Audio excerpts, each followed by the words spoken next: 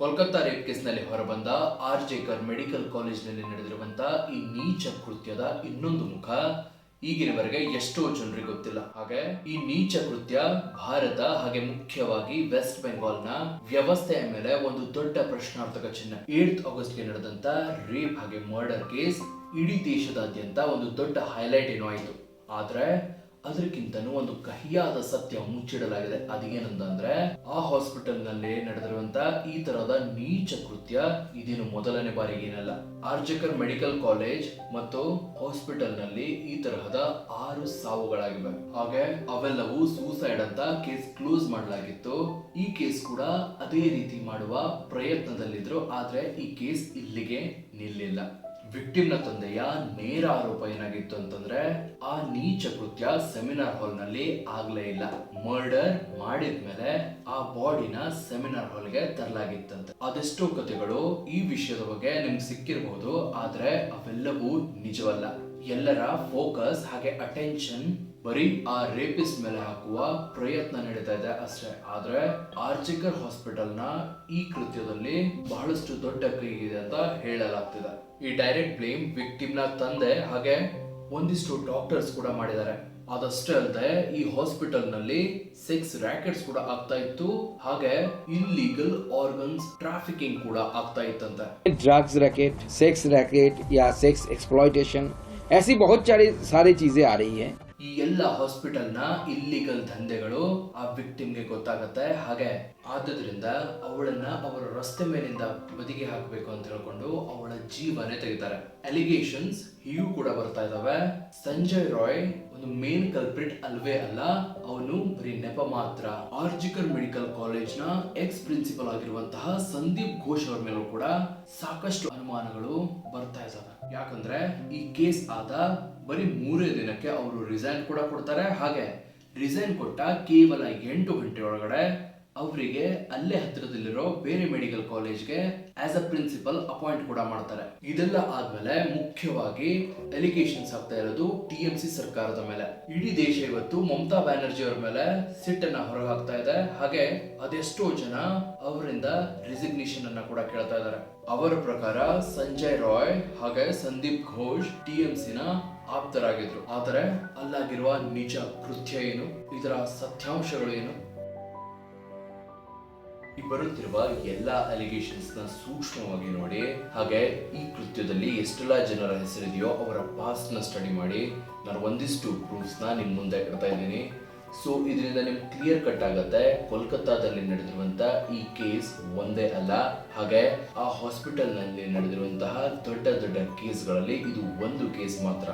ಬನ್ನಿ ಒಂದೊಂದಾಗಿ ನೋಡೋಣ ನಿಜವಾದ ಕಥೆ. ಹೇಗೆ ನಮ್ಮೆಲ್ಲರಿಗೂ ಗೊತ್ತು, 8th of August 2024 RG Kar medical college ನಲ್ಲಿ ಒಂದು 31 ವರ್ಷದ ರೆಸಿಡೆಂಟ್ PG ಡಾಕ್ಟರ್ ನ ಮೃತದೇಹ ಸೆಮಿನಾರ್ ಹಾಲ್ ನಲ್ಲಿ ಸಿಗುತ್ತೆ. ಅವರ ಕಣ್ಣಲ್ಲಿ ಸ್ಪೆಕ್ಟ್ ನ ಗಾಜಿನ ಚೂರು ಸಿಗಾಕೊಂಡಿರುತ್ತೆ. ಹಾಗೆ ಅವರ ಕಾಲುಗಳು 90 ಡಿಗ್ರೀಸ್ ನಲ್ಲಿ ಇರುತ್ತೆ. ಅವರ ಕಾಲರ್ ಬೋನ್ ಕೂಡ ಮುರಿದಿರುತ್ತೆ. ಹಾಗೆ ದೇಹ ಮತ್ತು ಮುಖದ ಮೇಲೆ ಬಹಳಷ್ಟು ಇಂಜರೀಸ್ ನ ಮಾರ್ಕ್ ಕೂಡ ಇತ್ತು.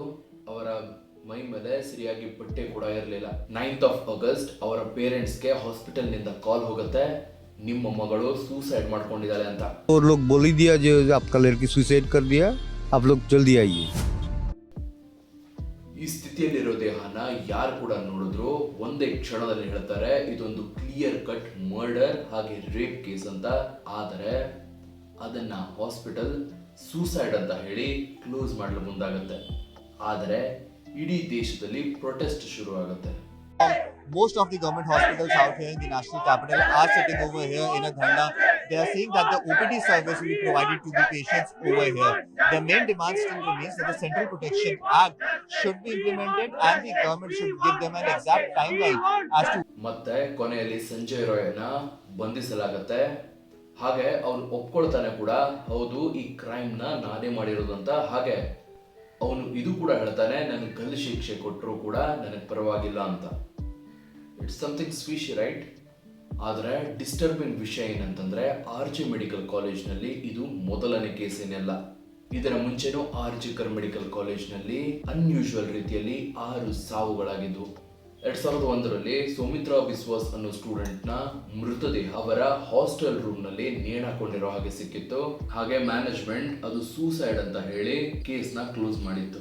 ಆದ್ರೆ ಸುಮಿತ್ರಾನ ಪೇರೆಂಟ್ಸ್ ತನ್ನ ಮಗನ ಮರ್ಡರ್ ಆಗಿದೆ ಅಂತ ಹೇಳಿ ಕ್ಲೇಮ್ ಕೂಡ ಮಾಡ್ತಾರೆ. ಇದಾದ್ಮೇಲೆ 2 ವರ್ಷಗಳ ನಂತರ ಮತ್ತೊಬ್ಬ ಸ್ಟೂಡೆಂಟ್ ನ ಮೃತದೇಹ ಸಿಗತ್ತೆ. ಹಾಗೆ ಅದರಲ್ಲಿ ಅವನ 2 ಕೈಗಳ ನರಗಳು ಕಟ್ಟಾಗಿದ್ವು. ಹಾಗೆ ಇದು ಕೂಡ ಮತ್ತೆ ಸೂಸೈಡ್ ನತ್ತ ಮುಖ ಮಾಡುತ್ತೆ. 2016ರಲ್ಲಿ ಆರ್ಜಿಕರ್ ಮೆಡಿಕಲ್ ಕಾಲೇಜ್ನ ಪ್ರೊಫೆಸರ್ ಮನೆಯಿಂದ ಸಿವಿಯರ್ಲಿ ಡಿಕಂಪೋಸ್ಡ್ ಆಗಿರುವಂತ ಬಾಡಿ ಸಿಗತ್ತೆ. 2020ರಲ್ಲಿ 25 ವರ್ಷದ ಜೂನಿಯರ್ ಡಾಕ್ಟರ್ ಕೂಡ ಆರ್ಜಿಕರ್ ಮೆಡಿಕಲ್ ಕಾಲೇಜ್ ಬಿಲ್ಡಿಂಗ್ ನಿಂದ ಜಿಗಿದು ಆತ್ಮಹತ್ಯೆಯನ್ನ ಮಾಡಿಕೊಂಡಿದ್ರು. ಅದಷ್ಟೇ ಅಲ್ಲದೆ ಕಳೆದ ವರ್ಷ 2023ರಲ್ಲಿ 23 ವಯಸ್ಸಿನ ಇಂಟರ್ನ ಮೃತದೇಹ ಕೂಡ ಸಿಗತ್ತೆ. ಕಾರಣ ಡ್ರಗ್ ಓವರ್ಡೋಸ್. ಇವಷ್ಟು ಕೇಸ್ಗಳಲ್ಲಿ 2 ವಿಷಯಗಳು ತುಂಬಾನೇ ಕಾಮನ್. ಒಂದನೇದು ಆರ್ಜಿಕರ್ ಮೆಡಿಕಲ್ ಕಾಲೇಜ್, ಹಾಗೆ ಎರಡನೇದು ಈ ಎಲ್ಲ ಸಾವುಗಳು ಒಂದು ಮಿಸ್ಟೀರಿಯಸ್ ಹಾಗೆ ಅನ್ಯಾಚುರಲ್ ರೀತಿಯಲ್ಲಾಗಿರೋದು. ಮತ್ತೆ ಹಾಸ್ಪಿಟಲ್ ಈ ಎಲ್ಲವನ್ನ ಸೂಸೈಡ್ ಕೇಸ್ ಅಂತ ಹೇಳಿ ಕ್ಲೋಸ್ ಮಾಡಲಾಗಿದೆ. ಈ ಸಾವುಗಳ ಹಿಂದೆ ಅತಿ ದೊಡ್ಡ ಅಲಿಗೇಷನ್ ಹಾಕಲಾಗ್ತಿರೋದು by union minister Sukanta Majumdar. ಅವ್ರು ಹೇಳ್ತಾರೆ ಅವರಿಗೆ ಡಾಕ್ಟರ್ಸ್ ನ ವಾಟ್ಸ್ಆಪ್ ಗ್ರೂಪ್ ಚಾಟ್ ನ ಸ್ಕ್ರೀನ್ ಶಾಟ್ ಸಿಕ್ಕಿದೆ. ಅದರಿಂದ ಇದು ಗೊತ್ತಾಗುತ್ತೆ ಆರ್ಜಿಕರ್ ಮೆಡಿಕಲ್ ಕಾಲೇಜ್ ನಲ್ಲಿ ದೊಡ್ಡ ಪ್ರಮಾಣದಲ್ಲಿ ಡ್ರಗ್ಸ್ ಹಾಗೆ ಸೆಕ್ಸ್ ರ್ಯಾಕೆಟ್ ನಡೀತಿದ್ವು. जो पीजी डॉक्टर्स के इंटर्न्स के जो टीम है उसमें ये उनके जो व्हाट्सएप ग्रुप्स है उसमें बहुत ऐसे विषय आए हैं जिसका कुछ स्क्रीनशॉट हमारे पास भी पहुंचा है, जिसमें ड्रग्स रैकेट, सेक्स रैकेट या सेक्स एक्सप्लॉयटेशन ऐसी बहुत सारी चीज़ें आ रही हैं. एक टीएमसी एमपी उनके भतीजे के भी नाम बार बार आ रहे हैं. ನಮ್ಮ ಕೆಲಸ ರಿಸರ್ಚ್ ಮಾಡೋದು. ಸೊ ಇವರ ಅಲಿಗೇಷನ್ಸ್ ಮೇಲೆ ಬ್ಲೈಂಡ್ಲಿ ಟ್ರಸ್ಟ್ ಮಾಡ್ಲಿಕ್ಕೆ ಆಗಲ್ಲ. ಯಾಕಂತಂದ್ರೆ ಇವರು ವೆಸ್ಟ್ ಬೆಂಗಾಲ್ ನ ಅಪೋಸಿಷನ್ ಪಾರ್ಟಿ ಮೆಂಬರ್. ಸೊ ಇವರು ಪೊಲಿಟಿಕಲ್ ಗೇಮ್ ಕೂಡ ಆಡ್ತಿರಬಹುದು. ಸೊ ನಾನು ಈ ಕೇಸ್ ಮೇಲೆ ರಿಸರ್ಚ್ ಮಾಡಿದ್ಮೇಲೆ ಒಂದಿಷ್ಟು ಸರ್ಪ್ರೈಸಿಂಗ್ ವಿಷಯಗಳು ಸಿಕ್ಕಿವೆ, ಹಾಗೆ ಒಂದಿಷ್ಟು ಎವಿಡೆನ್ಸಸ್ ಕೂಡ ಸಿಕ್ಕಿವೆ. ಅವು ಪ್ರೂವ್ ಮಾಡುತ್ತೆ ಈ ಕಾಲೇಜ್ನಲ್ಲಿ ಒಂದಿಷ್ಟು ಇಲ್ಲಿಗಲ್ ಆಕ್ಟಿವಿಟೀಸ್ ನಡೀತಾ ಇದ್ವು. 2001 ನ ಸೌಮಿತ್ರಾ ಬಿಸ್ವಾಸ್ ನ ಕೇಸ್ ನಿಮ್ಗೆ ನೆನಪಿರಬಹುದು. ಅವರ ಬಾಡಿ ಹಾಸ್ಟೆಲ್ ರೂಮ್ ನಲ್ಲಿ ಸಿಕ್ಕಿರೋದು, ಹಾಗೆ ಅಡ್ಮಿನಿಸ್ಟ್ರೇಷನ್ ಅದನ್ನ ಕೂಡ ಸೂಸೈಡ್ ಕೇಸ್ ಅಂತ ಹೇಳಿ ಮುಚ್ಚಾಕಿರೋದು. ಆದ್ರೆ ಸುಮಿತ್ರಾ ಪೇರೆಂಟ್ಸ್ ನ ಹೇಳಿಕೆ ಹೀಗಾಗಿತ್ತು, ಅವರ ಮಗನ ಮರ್ಡರ್ ಆಗಿದೆ ಅಂತ. ಇಫ್ ಸಪೋಸ್ ನೀವು ಚಿಟ್ಪುರ್ ಪೊಲೀಸ್ ನ ಇನ್ವೆಸ್ಟಿಗೇಷನ್ ರಿಪೋರ್ಟ್ ನೋಡಿದ್ರೆ ಅದರಲ್ಲಿ ಕ್ಲಿಯರ್ ಆಗಿ ಮೆನ್ಷನ್ ಮಾಡಿದ್ದಾರೆ ಸೌಮಿತ್ರನ ಬಾಡಿ ಜೊತೆ ಫೌಲ್ ಪ್ಲೇ ಆಗಿದೆ ಅಂತ. ಹಾಗೆ ಮೊದಲನೇದಾಗಿ ಆ ರಿಪೋರ್ಟ್ ಹೇಳುತ್ತೆ ಅವನ ಥ್ರೋಟ್ ನಲ್ಲಿ ಒಂದು ಹ್ಯಾಂಡ್ ಕರ್ಚೀಫ್ ಹಾಕಲಾಗಿತ್ತು. ಎರಡನೇದು ಕ್ರೈಮ್ ಸೀನ್ ನಲ್ಲಿ ಒಂದು ನೈಲಾನ್ ನ ಹಗ್ಗ ಸಿಗತ್ತೆ. ಅದನ್ನ ನೋಡಿದ ಅವರದ್ದೇ ಮೆಡಿಕಲ್ ಕಾಲೇಜ್ ನ ಡಾಕ್ಟರ್ ಅಪೂರ್ವ ಬೋಸ್ ಆವಾಗ್ಲೇ ಅಬ್ಜೆಕ್ಟ್ ಮಾಡ್ತಾರೆ, ಯಾರೇ ಆಗ್ಲಿ ಇಷ್ಟು ತಿಳು ಹಗ್ಗದ ಮೂಲಕ ಸೂಸೈಡ್ ಮಾಡ್ಕೊಳ್ಳಿಕ್ಕೆ ಸಾಧ್ಯನೇ ಇಲ್ಲ. ಅಟ್ಲೀಸ್ಟ್ ಈ ವಿಷಯಗಳ ಮೇಲೆ ಇನ್ವೆಸ್ಟಿಗೇಷನ್ ಆಗ್ಬೇಕಿತ್ತು, ಆದ್ರೆ ಯಾವುದೇ ರೀತಿಯ ಕ್ರಮ ತಗೊಂಡಿಲ್ಲ. ಉಲ್ಟಾ ಕೇಸ್ ನ ಕ್ಲೋಸ್ ಮಾಡಲಾಗಿದೆ. ಈ ಕೇಸ್ ಆದ್ಮೇಲೆ ಕಾಲೇಜ್ ನ ಒಂದಿಷ್ಟು ಸ್ಟೂಡೆಂಟ್ಸ್ ಮೀಡಿಯಾ ಇಂಟರ್ವ್ಯೂ ನಲ್ಲಿ ಹೇಳ್ತಾರೆ ಅವರ ಕಾಲೇಜ್ ನಲ್ಲಿ ಒಂದು ಸೆಕ್ಸ್ ರ್ಯಾಕೆಟ್ ನಡೀತಾ ಇದೆ ಅಂತ. ಈ ವಿಷಯ ಹಲವಾರು ಜನರಿಗೆ ಗೊತ್ತು. ಆದ್ರೆ ಸೌಮಿತ್ರಾ ಕೇಸ್ ನಲ್ಲಿ ಏನಾಗಿತ್ತೋ ಅದರ ಕಾರಣದಿಂದ ಸೌಮಿತ್ರನ ಪ್ರಾಣ ಹೋಯ್ತು. ಯಾಕಂದ್ರೆ ಅವನ GF ಈ ರಾಕೆಟ್ ನಲ್ಲಿ ವಿಕ್ಟಿಮ್ ಆಗಿದ್ಲು. ಅವಳನ್ನ ಕಾಪಾಡ್ಲಿಕ್ಕೆ ಅವನು ಆ ರಾಕೆಟ್ ನ ಪಬ್ಲಿಕಲಿ ಎಕ್ಸ್ಪೋಸ್ ಮಾಡ್ಲಿಕ್ಕೆ ಹೊರಟಿದ್ದ. ಆದ್ರಿಂದ ಅವನ ಮರ್ಡರ್ ಮಾಡಲಾಯಿತು. ಇದನ್ನ ಮೀರಿ ಕೂಡ ಆ ಕಾಲೇಜ್ ನಲ್ಲಿ ಇಲ್ಲಿಗಲ್ ದಂಧೆಗಳು ನಡೀತಾ ಇದ್ವು. ಅದನ್ನ ನಾವು ಹೇಳಬಾರ್ದು ಮತ್ತೆ ನೀವು ಅದನ್ನ ಕೇಳಬಾರ್ದು. ಇಫ್ ಸಪೋಸ್ ನಿಮ್ಗೆ ಏನಾದ್ರೂ ಇದರ ಬಗ್ಗೆ ತಿಳ್ಕೋಬೇಕು ಅಂತ ಅನ್ಸಿದ್ರೆ ಟೈಮ್ಸ್ ಆಫ್ ಇಂಡಿಯಾನ 2001ರಲ್ಲಿ ಇಂಟರ್ವ್ಯೂ ಕೊಟ್ಟ ಅಲ್ಲಿನ ಸ್ಟೂಡೆಂಟ್ಸ್ ಹೇಳಿದ್ದು ನಿಮ್ಗೆ ಸರ್ಚ್ ಮಾಡಿದಾಗ ಸಿಗತ್ತೆ, ನೀವು ಹೋಗಿ ನೋಡಬಹುದು. Next allegation RG Kar medical college ನಲ್ಲಿ ಆಗ್ತಿರೋ ಡೆಡ್ ಬಾಡೀಸ್ ನ ಆರ್ಗನ್ ಟ್ರಾಫಿಕಿಂಗ್ ಗೋಸ್ಕರ ಯೂಸ್ ಮಾಡಲಾಗ್ತಿತ್ತು.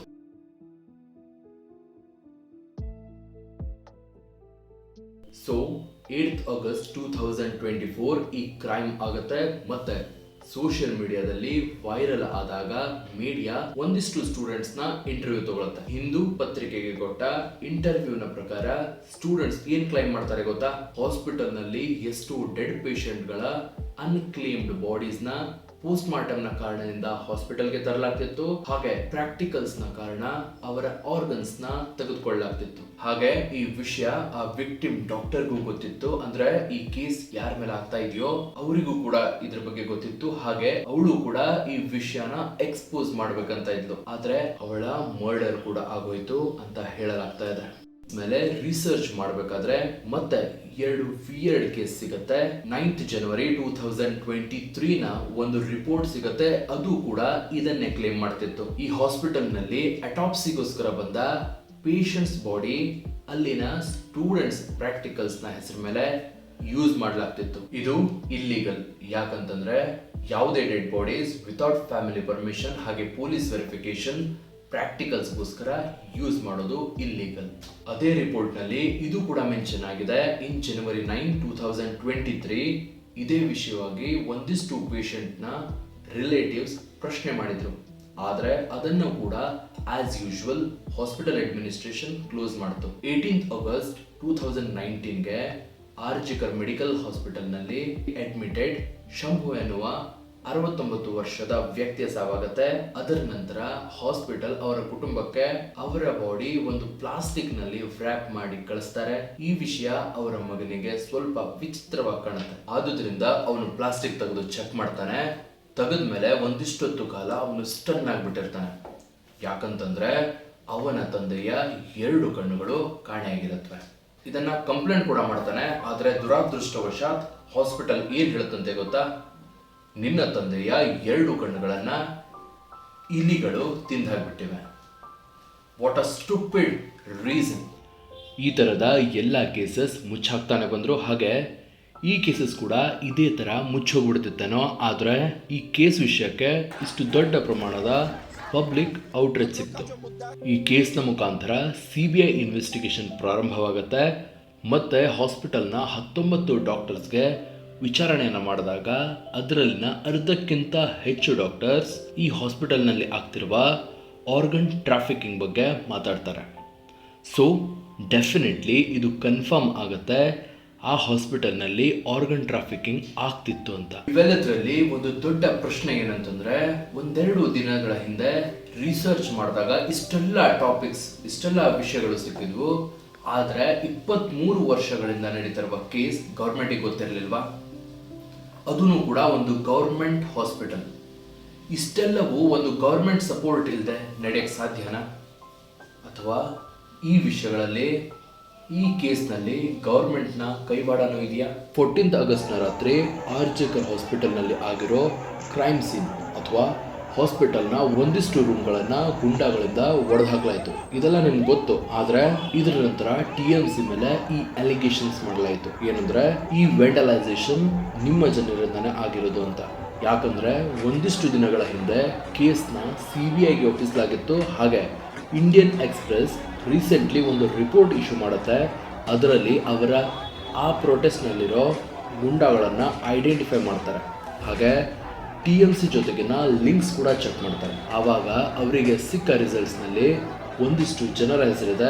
ಮೊದಲನೇದಾಗಿ ಸೌಮಿಕ್ ದಾಸ್, ರಿಷಿಕಾಂತ್ ಮಿಶ್ರಾ, ಹಾಗೆ ಒಂದಿಷ್ಟು ಬೇರೆಯವರ ಹೆಸರುಗಳು ಸ್ಕ್ರೀನ್ ಮೇಲೆ ನೋಡಬಹುದು. ಆದರೆ ಆಶ್ಚರ್ಯದ ಸಂಗತಿ ಏನಂದ್ರೆ ಇವರೆಲ್ಲರೂ ಲೋಕಲ್ TMC ಪಕ್ಷದ ಕಾರ್ಯಕರ್ತರು ಅಂತ ಹೇಳಲಾಗ್ತದೆ. ಇದಷ್ಟೇ ಅಲ್ಲದೆ ಸಂದೀಪ್ ಘೋಷ್ ಹಾಗೆ ಸಂದೀಪ್ ರಾಯ್ ಕೂಡ ಈ TMC ಜೊತೆಗೆ ಸೇರಿರೋರು ಅಂತ ಕೂಡ ಹೇಳ್ತಾ ಇದ್ದಾರೆ. ಪ್ರಿನ್ಸಿಪಲ್ ಮೇಲೆ ಮುಂಚಿಂದನೂ ಅಂದ್ರೆ 2023ರಲ್ಲಿ 2 ಬಾರಿಗೆ ಕರಪ್ಷನ್ ಹಾಗೆ ರ್ಯಾಗಿಂಗ್ ನ ಕುರಿತು ಆರೋಪಗಳಿದ್ದವು. ಆದರೂ ಅವರಿಗೆ ಕೆಲಸದಿಂದ ತೆಗಿಲಿಲ್ಲ. ಹಾಗೆ ಇವಾಗ ಅವರೇ ಖುದ್ದಾಗಿ ರಿಸೈನ್ ಕೊಟ್ಟ ಮೇಲೂ ಅವರಿಗೆ ಬೇರೆ ಕಾಲೇಜ್ನ ಪ್ರಿನ್ಸಿಪಲ್ ಆಗಿ ಅಪಾಯಿಂಟ್ ಮಾಡಲಾಗುತ್ತೆ.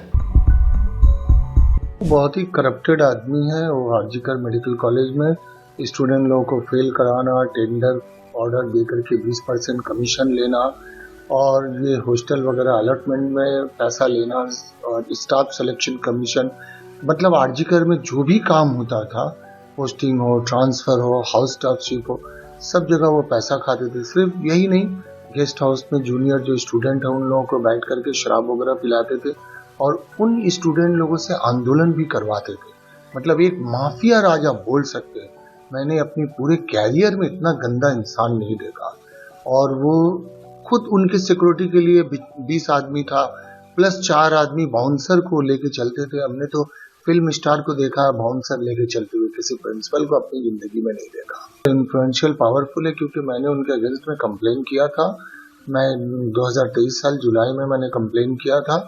Vigilance commission, anti corruption bureau, Shastri भवन हेडक्वार्टर में भी उनका ट्रांसफर भी हुआ था, लेकिन वो ट्रांसफर ऑर्डर फिर कुछ ही दिनों में रिवॉक हो गया। उनको फिर प्रिंसिपल पोस्ट पे ही दे दिया गया। ಹಾಗೆ ಈ ರೇಪಿಸ್ಟ್ ಸಂಜಯ್ ರಾಯ್ ಬಗ್ಗೆ ಹೇಳೋದಾದ್ರೆ ಟೈಮ್ಸ್ ಆಫ್ ಇಂಡಿಯಾನ ಪ್ರಕಾರ ಈ ವ್ಯಕ್ತಿಯ ಹಾಸ್ಪಿಟಲ್ನಲ್ಲಿ ಎಷ್ಟು ಹೋಲ್ಡ್ ಇತ್ತು ಅಂತಂದ್ರೆ ಪೇಷಂಟ್ಸ್ ಹತ್ರ ದುಡ್ಡು ತಗೊಂಡು ಬೆಡ್ ಕೊಡಿಸ್ತಾ ಇದ್ದ. ಹಾಗೆ ಒಂದಿಷ್ಟು ಬಾರಿಗೆ ಅವನು ಸಿಕ್ಕಾಕೊಂಡಿದ್ದ ಕೂಡ. ಮುಖ್ಯವಾಗಿ ಈ ಆರ್ಜಿಕರ್ ಮೆಡಿಕಲ್ ಕಾಲೇಜ್ನಲ್ಲಿ ಬೆಡ್ ಅಲೋಕೇಶನ್ಸ್ ಯಾರು ಮಾಡ್ತಿದ್ರು ಗೊತ್ತಾ? ಮತ್ತೆ ಅದೇ TMC ಜನ. ಗೌರ್ಮೆಂಟ್ ಹಾಸ್ಪಿಟಲ್ನಲ್ಲಿ ದುಡ್ಡು ಕೊಟ್ಟು ಬೆಡ್ ತಗೊಳ್ಳೋದು ಅಂದ್ರೆ ಏನಿದ್ರ ಅರ್ಥ? ಇಷ್ಟೆಲ್ಲ ಇದ್ದಾಗ ಯಾರಾದರೂ ಗೌರ್ಮೆಂಟ್ನ ವಿರುದ್ಧ ಅಥವಾ ಈ ಹಾಸ್ಪಿಟಲ್ನ ವಿರುದ್ಧ ಮಾತಾಡಲು ಸಾಧ್ಯನಾ? ಇದಿಷ್ಟೇ ಅಲ್ಲದೆ ಅದೇ ಹಾಸ್ಪಿಟಲ್ನಲ್ಲಿ 16 ವರ್ಷಗಳ ಕಾಲ ಕೆಲಸ ಮಾಡಿರುವ ಡೆಪ್ಯೂಟಿ ಸೂಪರಿಂಟೆಂಡೆಂಟ್ ಅಖ್ತರ್ ಅಲಿ ಅವರು ಈ ವಿಷಯದ ಬಗ್ಗೆ ಬೆಂಗಾಲ್ನ CMಗೆ, ಭಾರತದ ರಾಷ್ಟ್ರಪತಿಗಳಿಗೂ ಕೂಡ ಪತ್ರವನ್ನ ಬರೆದಿರ್ತಾರೆ. ಆರ್ಜಿಕರ್ ಮೆಡಿಕಲ್ ಕಾಲೇಜ್ನಲ್ಲಿ ಒಂದು ದೊಡ್ಡ ಪ್ರಮಾಣದ ಕರಪ್ಷನ್ ನಡೀತಾ ಇದೆ ಅಂತ. ಇಷ್ಟೆಲ್ಲ ಆದ್ರೂ ಕೂಡ ಆ ಪ್ರಿನ್ಸಿಪಲ್ ನ ವಿರುದ್ಧ ಯಾವುದೇ ಕ್ರಮ ತಗೊಂಡಿಲ್ಲ. ನಾಚಿಕೆಯ ವಿಷಯ ಏನಂತಂದ್ರೆ ಇವತ್ತು ನಮ್ಮ ಸಮಾಜದಲ್ಲಿ ರೇಪ್ಸ್ ಅಂತ ಕ್ರೈಮ್ ತುಂಬಾನೇ ಸಹಜ ಆಗಿದೆ. ಡಾಟಾನ ನೋಡಿದ್ರೆ ಭಾರತದಲ್ಲಿ ಸರಾಸರಿ ಒಂದು ದಿನಕ್ಕೆ 90 ರೇಪ್ ಕೇಸಸ್ಗಳು ರಿಪೋರ್ಟ್ ಆಗ್ತವೆ. ಮತ್ತೆ ಈ ಕೇಸಸ್ ರಿಪೋರ್ಟ್ ಆಗ್ತಿರೋದು 90 ಅಂದ್ರೆ ಆಗದೆ ಇರೋ ಕೇಸಸ್ಗಳು ಇನ್ನೆಷ್ಟಿದಾವೋ.